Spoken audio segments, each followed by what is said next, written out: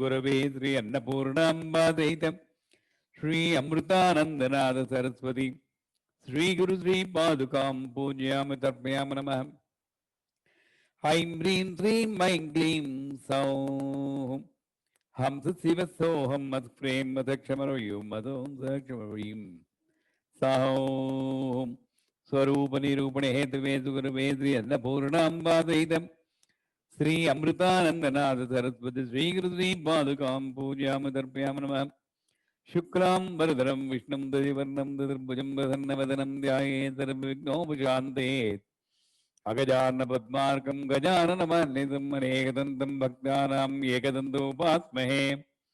गणानां त्वा गणपतिं हवामहे कविं कवीनाम् उपमस्त्रवस्तमम् ज्येष्ठराजं ब्रह्मणां ब्रह्मणस्पदान् शृण्वन्नोतिभिस्सेदसादनम्। ओम श्रीमन्महागणाधिपते नमः। ध्यायामि। ओम श्रीं ह्रीं क्लीं ग्लौं गं गणपते वरवरदं सर्वजनं मे वसमाने स्वाहा। ओम श्रीं ह्रीं क्लीं ग्लौं गं गणपते वरवरदं सर्वजनं मे वसमाने स्वाहा। ओम श्रीं ह्रीं क्लीं ग्लौं गं गणपते वरवरदं सर्वजनं मे वसमाने स्वाहा। ओम श्रीं ह्रीं क्लीं ग्लौं गं गणपते वरवरदं सर्वजनं मे वसमाने स्वाहा।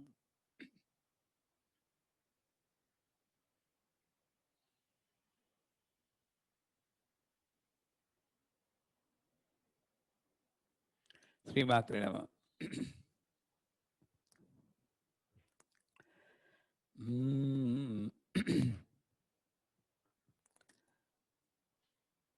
సుధాసాగర మధ్యస్థ కామాక్షి కామదాయిని కామాక్షి అక్కడ ఆగాం.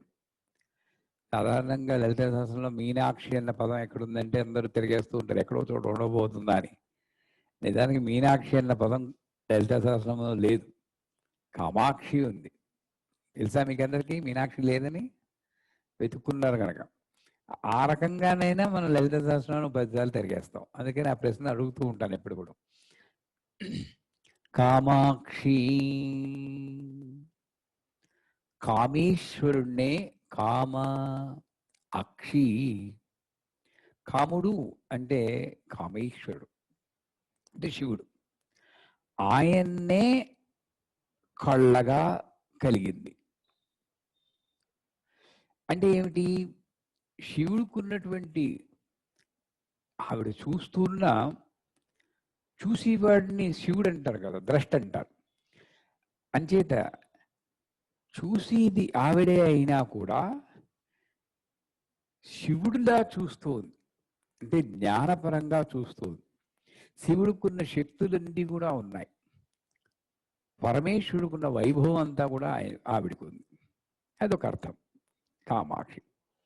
ఇంకోటి ఏమిటంటే క అంటే సరస్వతి, మా అంటే లక్ష్మి, కామ అంటే కామాక్షి. అంటే ఇవన్నీ కూడా ఒక పదాన్ని పట్టుకుని మనం అనేక అర్థాలు తీసుకోవచ్చు. సో సరస్వతిని లక్ష్మిని అనుగ్రహిస్తోంది. ఎవరికి? ఆవిడ చూపు ఎవరి మీద పడుతుందో వాళ్ళకి. ఇక్కడ కూడా కామాక్షి ఎక్కడుందండి? మన పక్కింట్లో ఉన్నావిడని చెప్పకండి. కామాక్షి కంచీపురంలో ఉంది. పక్కింటి ఆవిడని చెప్పేస్తారేమో నా భయం. కామాక్షి కాంచీపురంలో ఉంది. కాంచీదావం కల్పయామ. కాంచీ అంటే నడుము, నడుము నాభి. అంటే మనం ఆవిడ కడుపులో ఉన్నప్పుడు, అమ్మ కడుపులో ఉన్నప్పుడు ఎంబిలికల్ కార్డ్ నాభి ద్వారా మనల్ని రక్షిస్తూ మనకు కావాల్సింది. అది బయటకు వచ్చేటప్పటికి కళ్ళతో పోషిస్తుంది. ఈ కన్నుతో జ్ఞానము, ఈ కన్నుతో భోగము, ఈ రెండింటినీ ఇచ్చి అనుగ్రహిస్తుంది. కాబట్టి కామాక్షి అన్నాడు. కాకపోతే అందరి మీద పడుతుంది. ఇది ఇక్కడే కొంచెం ట్రిక్ ఉంది. సహస్రాక్షి సహస్రపాత్ అన్నీ ఆవిడ కళ్ళే. ఇంద్రుడికే చర్మచక్షువులంటే ఇంద్రుడు ఏంటండి ఆవిడ ముందు? ఇంద్రుడికే చర్మచక్షువులు అంటారు. ఇంకా ఆవిడకేమిటి? అన్ని చక్షువులు తరవే. అంటే అన్ని కళ్ళతో చూస్తూ ఉంది. ప్రత్యేకించి నీ చూపు నా మీద పడేటట్లు చెయ్యమ్మా అని అడుక్కోక్కర్లేదు నిజంగానే. కానీ ఇక్కడ ఏం పెట్టాడు ట్రిక్కు? రుజు మార్గంలో, ధర్మ మార్గంలో సాత్విక జీవితం గడిపే వాడికి అమ్మ అనుగ్రహం ఎప్పుడూ ఉంటుంది అని చెప్పి ఒక ఎరలా పెట్టాడు. అంచేత అమ్మ అనుగ్రహం ఉండాలి అంటే మన మన మీద చూపు పడాలి అంటే 2 రకాల చూపులు ఉంటాయి. ఇప్పుడు నేను మాట్లాడుతున్నాను అనుకో, ఏ ఇనప కుర్చీయో దర్రమని ఇలా గీల్చారు అనుకోండి, ఇంత బాగా మాట్లాడ ఇలా చూస్తాను. అంటే ఏంటి? ఆ చూపులకి భస్మైపోవాలి కోపం. చూపులతో గుచ్చి గుచ్చి చంపకే అని అంటాడు. అలాంటి చూపులు, చంపేసేయడం చూపులు, మన్మధుడిని దహించినటువంటి చూపులు. అంటే అది నిజంగా ఆవిడ చూస్తుందా అంటే కాదు, తప్పును సరిదిద్దడం కోసం చూసి చూపు వేరు. అదే ఏ కోరిక లేకుండా పగలనక రాత్రనక ధ్యానంలో అలా ఉండిపోయి అమ్మనే సేవిస్తూ ఉన్నాడు అనుకోండి, ఇటుపక్క ఎంతమంది ఇలా మొరపెట్టుకుంటున్నా సరే ఈ క్రీగంట నన్ను దయతో చూడమని ఇలా చూస్తూ ఉంటుంది. ఆ క్రీగంటినే కామాక్షి అన్నారు. అంటే ఎవరి మీదైతే చూపు పడుతుందో, ఎవరి మీద పడాలి? నా ముఖం మీద పడకూడదు, ఇదేం సెచ్చలేట్ కాదు. నేను ఇలా వంగాలి. నేను చెప్పానా, గురువుకి పెద్దవాళ్ళకి నమస్కారం ఇలా పెట్టాలి, పరమేశ్వరుడికి మహావిష్ణువుకి ఇలా పెట్టాలి, అమ్మవారికి ఇలా పెట్టాలి. ఎవరికి ఎలా పెట్టినా ఇలా వంగాలి. వంగినప్పుడు ఈ మాడు స్థానాన్ని అమ్మ చూడాలి, నన్ను చూడకూడదు. ఇది ఇక్కడ నుండే కదా ప్రాణం చిన్నప్పుడు పడపడవా కొట్టుకుని అది అలా వాటి మీద చూపు పడ్డప్పుడు మనకి విద్య, భోగము రెండూ కూడా లభిస్తాయని చెప్పి చెప్పాడు. ఇంకోటి ఏంటి? ఇప్పుడు పుట్టించాక నన్ను నన్ను కర్మ చేయించేదేమిటి? ఇచ్ఛాశక్తి, జ్ఞానశక్తి, క్రియాశక్తి. అందులో ముందు ఇచ్ఛాశక్తి. సో ఇచ్ఛాశక్తి కామాక్షి ఒక కోరికను రగులుస్తోంది. ఆ కోరిక తీర్చుకోవడం కోసం కర్మం చేస్తున్నాం, ఆ కోరికని తీర్చేస్తున్నాం. అందుకే నెక్స్ట్ కామదాయిని. మన్మధుణ్ణే, కాముడు అంటే మళ్ళీ మన్మధుడు అన్న అర్థం కూడా ఉంది. మన్మధుణ్ణే కళ్ళుగా కలది. ఇంకోటి చక్షో సూర్యో అజాయిత ముఖాదింద్ర చాగ్నిత్య ప్రాణాద్వైరజాయిత. చక్షో సూర్యో అజాయత, సూర్యుడినే నేత్రం, సూర్యచంద్రుల్ని నేత్రంగా కలిగినది. అంటే ఏంటి? జగత్తులో ఉత్కృష్టమైన ఏమన్నంటే అదే ఆవిడ కళ్ళు. సర్వేంద్రియానాం నయనం ప్రధానం. అంచేత ఆవిడ కళ్ళని అన్నిటికన్నా ఉత్కృష్టమైన వాడితో పోలుస్తున్నాడు. ఫస్ట్ కామేశ్వరుడితో పోలించండి, పరమేశ్వరుడి కన్నా ఏముందండి చెప్పండి. తర్వాత దేంతో పోలుస్తున్నాడు? కోరికలను తీర్చేటువంటి లక్ష్మీ సరస్వతులతో పోలుస్తున్నాడు. తర్వాత దేంతో పోలుస్తున్నాడు? కాముడు మన్మధుడితో పోలుస్తున్నాడు. ఇలాగా ఇంకో పోలకి అంటే కమనీయమైనటువంటి కళ్ళు కలది. ఆ కళ్ళతో దేని జ్ఞానినామం విజేతాంసి అంటారు కదా. 2 రకాల చూపులు ఉంటాయి. ఇందాక చెప్పిన చూపులు అది పక్కన పెట్టండి కోపంగా. ఇంకోటి ఏంటంటే మిమ్మల్ని సమ్మోహనం పరిచి వశపరుచుకుని ఆకర్షణ చేసి వదిలేసి చూపులు ఒకటి, ఇంటిమిడేటింగ్ లుక్స్ అంటారు ఇంగ్లీష్లో.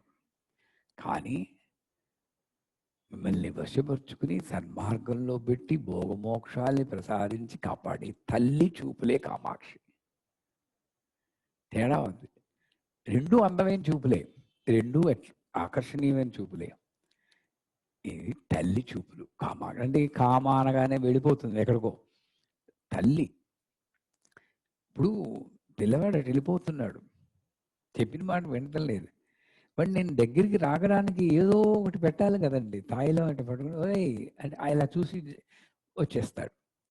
ఈవిడ కళ్ళల్లో ఆ ఇచ్ఛశక్తిని నిలుపుకొని జీవుణ్ణి తన దగ్గర రప్పించుకుని సరైన దారిలో పెడుతుంటా కామాక్షి. కామాక్షి కామదాయని. నువ్వు ఆవిడ పాదాలు పట్టుకున్నావా, ప్రపంచం నీ దగ్గరకు వస్తుంది,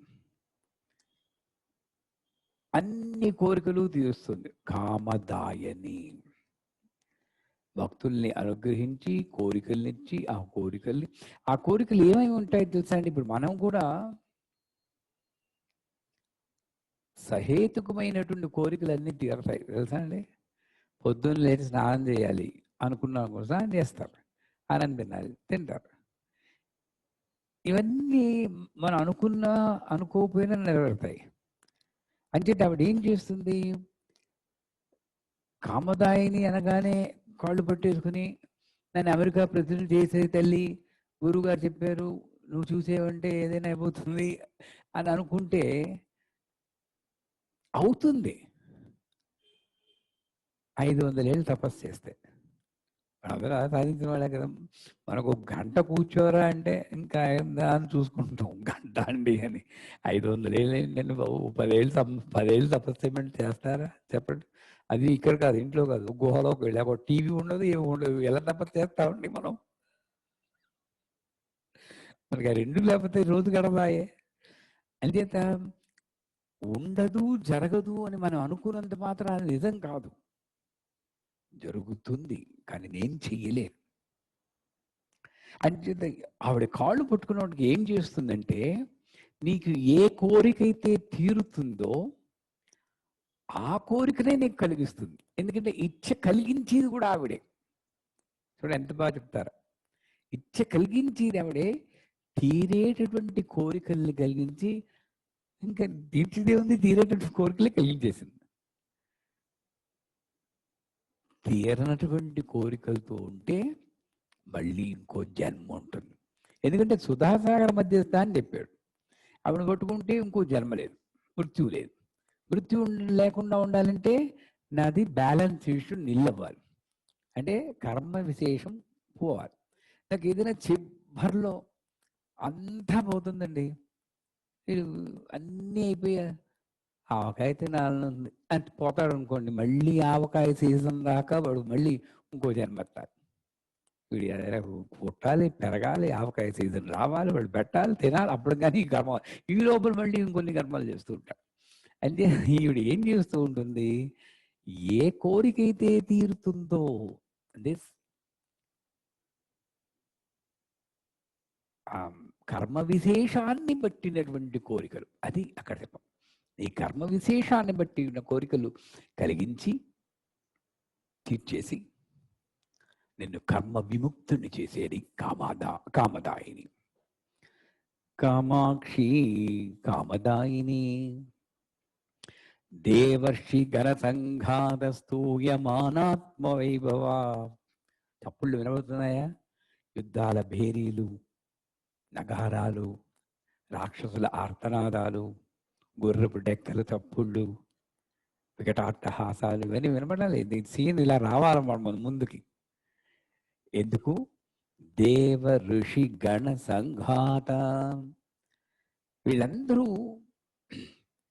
అందుకే అంటారు మనకి ఆపద వస్తే,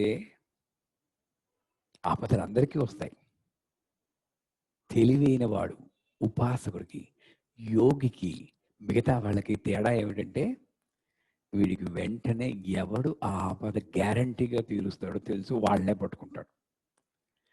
మిగతా వాడు ఆపద వచ్చింది ఏడుస్తూ కూర్చునేవాడు కొంతమంది, అక్కడ ఇక్కడ ఈ మానవుని పట్టుకుని ఆ మానవుని పట్టుకుని వేలాడుతూ ఉండేవాడు కొంతమంది, ఈ పరిహారం ఆ పరిహారం చేసి ఇంకోళ్ళు అలాగా.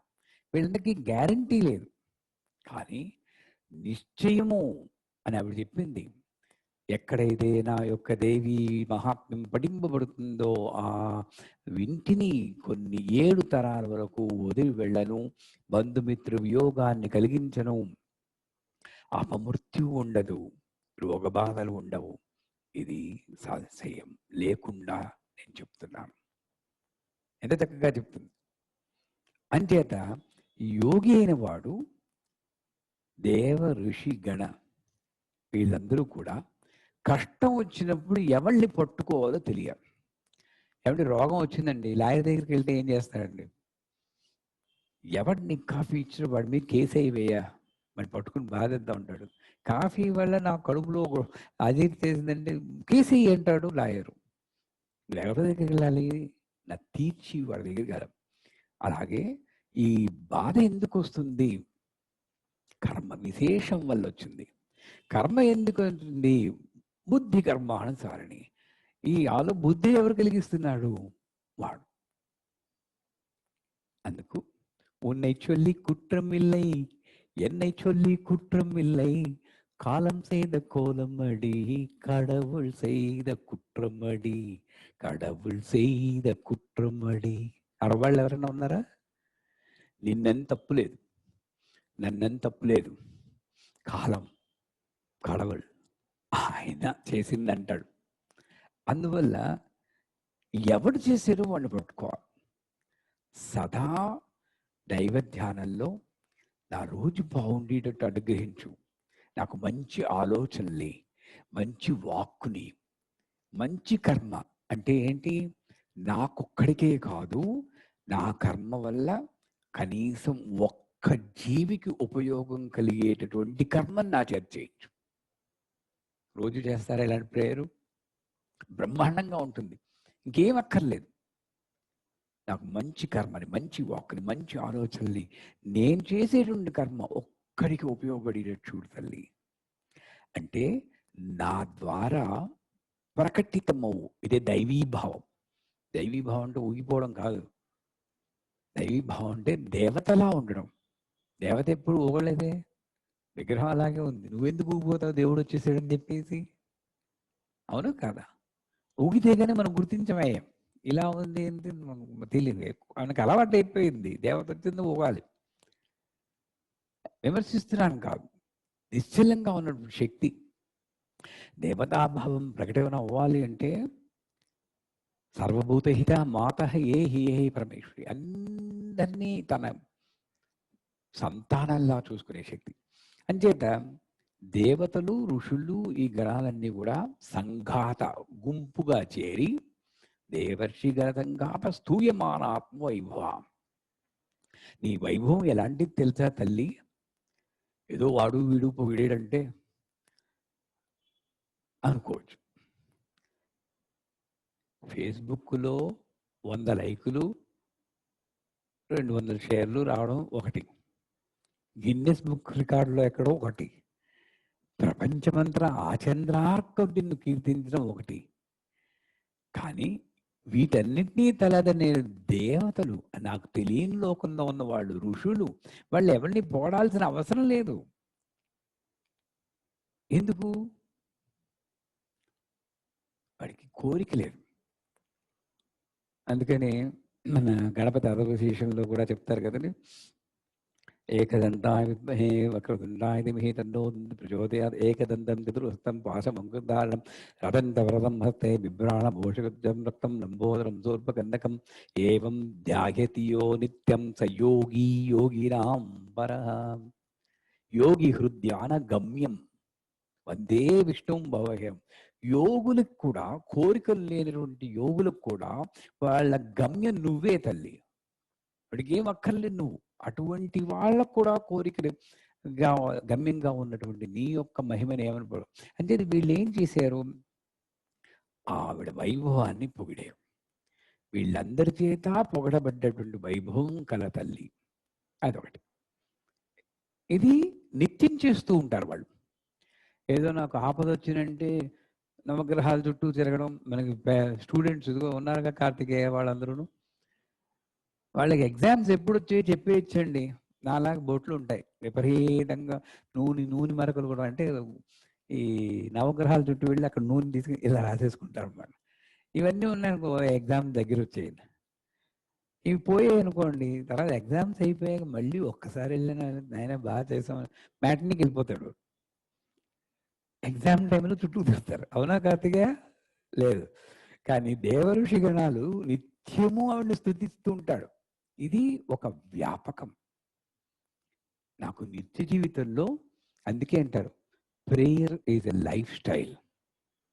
ప్రార్థన, జపం అన్నది నా జీవితంలో ఒక భాగం. నేను ఊపిరి పీలుస్తున్నట్టు, తిండి తింటున్నట్టు. కానీ దాన్ని నేను ఒక సమస్యను తీర్చుకోవడం కోసం చేస్తుంటే నేను వ్యాపారం అవుతున్నాను. వ్యాపారి ఇక్కడ బ్రాహ్మణోస ముఖమాసి బాహురారణ్యకృత ఊరు తదస్య వైశ్య అంటే ఒక జాతిని నిందించినట్టు కాదు. నేను మనోవ్యాపారం చేస్తున్నా. సంకేత నిత్యము పూడుతుంటారు వాళ్ళు. కానీ ఇక్కడ ఇంకో అర్థం ఉంది. సంఘాతము అంటే నరకం. ఈ నరకం నుండి తప్పించు. నరకం అన్నిటికన్నా గొప్ప నరకం ఏమిటి?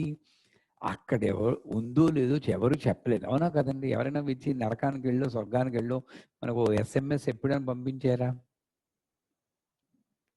ఒకళ్ళు నిజంగా వస్తే భయపడిపోతాం. వైరస్ అంటాం దాన్ని మళ్ళీ. వాళ్ళు నిజంగా పంపించారు అనుకోండి, ఐఎమ్ స్పీకింగ్ ఫ్రమ్ స్వర్గం ఆర్ నరకం, వెంటనే షాప్కి తీసుకెళ్తాం. అంతేత రాలే. నాకు స్వర్గమో నరకమో తెలిసి ఇక్కడే. అంచేత జనన మరణ చక్రమే స్వర్గము నరకం. స్వర్గం కాదు, నరకం. పునరపి జననం, పునరపి మరణం. ఆ గర్భంలో ఇలా ఉండడం, యోని ద్వారా బయటికి రావడం, ఈ కనెక్షన్ కట్ అయిపోవడం ఎంత నరకం అండి. అంతదాకా 9 నెలలు నేను నాతో కలిసి ఉన్న అమ్మని కట్ చేశారు. జ్ఞాపకం ఉందా? అది ఊహ తెలిసాక మనకు తెలుస్తుంది అది ఎంత నరకం. అటువంటి నరకం రాకుండా వీళ్ళు ప్రార్థిస్తారు. అంటే ఇంకో జన్మ లేకుండా ప్రార్థిస్తున్నారు. అదొక దేవర్షిగణ సంఘాతస్తూయమానాపయువ. బాగుగా కొట్టమని అంటే సంహరించమని ఇక్కడ వస్తుంది కదా.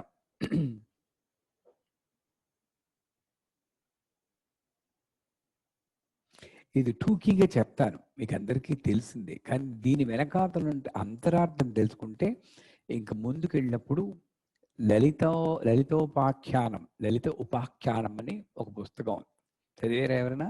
చేతులు ఎత్తండి ఎవరైనా చదివితే. అమ్మయ్యా, ఎవ్వళ్ళు చదవలేదు, నాకు ఇష్టం వచ్చింది చెప్దాం అనుకున్నాను. ఇప్పుడేను మెల్లిగా చేతులు ఎత్తున్నారు. ఇప్పుడు జాగ్రత్తగా చెప్పాలి, అక్కడ ఉన్నదే చెప్పాలి, లేని చెప్పకూడదు. ఇదేదో ముందే తీయచ్చు కదా మీరు. కానీ మీరు చదివిన ఉపాఖ్యానం వేరు, నేను చెప్పి ఉపాఖ్యానం వేరు, అంతే. ఇప్పుడు ఎక్కడి నుండి మొదలెట్టాలి కదా? కశ్యప ప్రజాపతి గొప్ప. కశ్యప అంటే పశ్యక్ ఇది కశ్యప, భగవంతుని చూసినవాడు. అతని మనవడు కింద పుట్టాడు తారకాసురుడు. ఆ తారకాసురుడు దేవతల్ని హింసించడం మొదలెట్టాడు. రాక్షస గుణాలు వచ్చాడు. అప్పుడు దేవతలందరూ ప్రార్థిస్తారు. ఎవరికి ఈయన్ని అడ్డుకునే శక్తి లేదు. ఎందుకంటే శివుడిచ్చాడు, సాక్షాత్తు శివుడిచ్చాడు వరం. అంచేత ఏం చేస్తారు? ఇప్పుడు శివుడు విరాగి అయి ఉన్నాడు, తపస్సు చేసుకుంటున్నాడు. హిమవంతుని పుత్రిక పార్వతీదేవి కళ్యాణమైతే వాళ్ళిద్దరికీ కలిగినటువంటి కుమారస్వామి తారకాసుర సంహారం చేస్తారు అన్న. ఇక్కడ మళ్ళీ ఇంకోటి ఏంటంటే బండాసురుడు అని ఒక అసురుడు వస్తాడు. అతని ప్రమేయం కూడా ఇక్కడ ఉంది. దక్ష ప్రజాపతి యజ్ఞం చేసినప్పుడు బండాసురుడు అని ఎందుకు ఇచ్చాడు? ఇది ఒక రాక్షసుడు అని కథ చదువుకుంటే పర్వాలేదు. ఈ యొక్క తత్వం రావడానికి ఏ కారణాలు ఉన్నాయో ఒకసారి స్కాన్ చేద్దాం. దక్ష ప్రజాపతి యజ్ఞం చేస్తున్నాడు, శివుణ్ణి పిలవలేదు. ఎందుకంటే అంతకుముందు పిలిచిన యజ్ఞంలో ఈయన లేచి నిల్చోలేదు. ఏమంటే శివుడు లేచి నిల్చోలేదని అనుకోవాలి చెప్పండి. కోపం వచ్చి మరణ నెక్స్ట్ యజ్ఞానికి పిలవలేదు. సో ద్వేషం, అది పక్కన పెట్టండి. దేశము సాక్షాత్తు పరమేశ్వరుడు మీద ద్వేషం, అదొక కారణం. సతీదేవి శివుడు వద్దన్నాడు, వెళ్ళకు, మీ నాన్నగారికి నా మీద ద్వేషం, నీకు అక్కడ అవమానం జరుగుతుంది, వద్దు అన్నాడు. భర్త మాట దాటి వెళ్ళింది, అక్కడ భంగం, అక్కడికి వెళ్ళింది. దక్షుడు చాలా నానా మాటలు అన్నాడు శివుడిని. ఆవిడ అగ్ని ప్రేరేపించుకుని దహనం చేసుకుంది. అది ఆత్మహత్యతో సమానం. తనని తను దహించుకుపోయింది. మన ఆత్మహత్య కాదు. అంటే ఒక సతీదేవి లాంటి ఆవిడ వాళ్ళ పరుషమైన మాటలు భరించలేక బాధతో తనని దహనం చేసుకు, బాధ, ద్వేషము, బాధ. ఈ వార్త శివుడికి తెలిసింది. తన జటాజూటం నుండి వేల కొద్ది కోట్ల కొద్ది ప్రమదగణాలు వచ్చింది. ఆ భైరవుడు వెళ్ళి వాళ్ళందరినీ నాశనం చేసి దక్షుడి తలను కూడా నరికేస్తే, వాళ్ళ పత్నులు ప్రార్థిస్తే మేకతల వెలిగించే అది వేరు. కానీ జటాజూటము శివుడి కోపం, కోపం మామూలు కోపం కాదు, ప్రపంచాన్ని తల్లకిందులు చేసే కోపం, ద్వేషము, బాధ, కోపం. సరే, సతీదేవి వెళ్ళిపోయినందుకు అత్యంత వైరాగ్యం వచ్చేసింది. జ్ఞాన స్వరూపమైన శివుడికి వైరాగ్యం రావడం, ఇది తామసికం. శివుడి అందరికీ జ్ఞానం ఇచ్చేవాడు. ఇక్కడుండి వస్తా బొట్టిదే పోతా బొట్టిదే ఆశయందుకన్నా, ఈ తత్వానికి మూలం శివుడు. అలాంటి శివుడుకి ఇలాంటిదా? అదొకటి. విరాగి అయిపోయాడు. అప్పుడు బ్రహ్మ విష్ణు మహేశ్వరు, బ్రహ్మ విష్ణు ఇద్దరు దేవతలందరూ కలిసి మన్మధుడి దగ్గరికి వెళ్తారు. వెళ్ళి, ఆయన ఈ పార్వతీదేవి శివుడికి ఉపచారాలు చేస్తుంది, ఆ శివుడు గారేమో ఈవిడి వైపు కన్నెత్తైనా చూడటం లేదు, వీళ్ళిద్దరూ పెళ్లి చేసుకుని కుమారస్వామి పుడితే గాని తారకాసు సంహారం అవ్వదు, అంచేత శివుడికి ఎలాగైనా కోరిక పుట్టించమని మన్మధుడిని పొగడ్తలతో ముంచెడితే రతీదేవి చెప్పినా వినిపించుకొని గర్వం వచ్చింది. గర్వం. ఇవన్నీ పక్కన పెట్టండి, ఇవన్నీ కారణాలు. ద్వేషము, బాధ, విపరీతమైన కోపము, తామసికమైనటువంటి వైరాగ్యము, గర్వం వెళ్ళిపోయి శివుడి దగ్గర తపస్సు చేసుకుంటే, పార్వతీ నమస్కారం పెడుతూ ఉంటే, ఈ మన్మధుడి యొక్క బాణాల వల్ల ఈ పార్వతీదేవి కొంగు ఇలా చెదిరినట్టు అయితే శివుడి యొక్క కళ్ళల్లో కోరిక పుడుతుంది. ఇలా చూస్తారు ఎందుకు ఇచ్చిందని. మన్మధుడు పొదల చాటులో కనబడితే శివుడు చూసిన చూపులకి మన్మధుడు దహింపబడతాడు.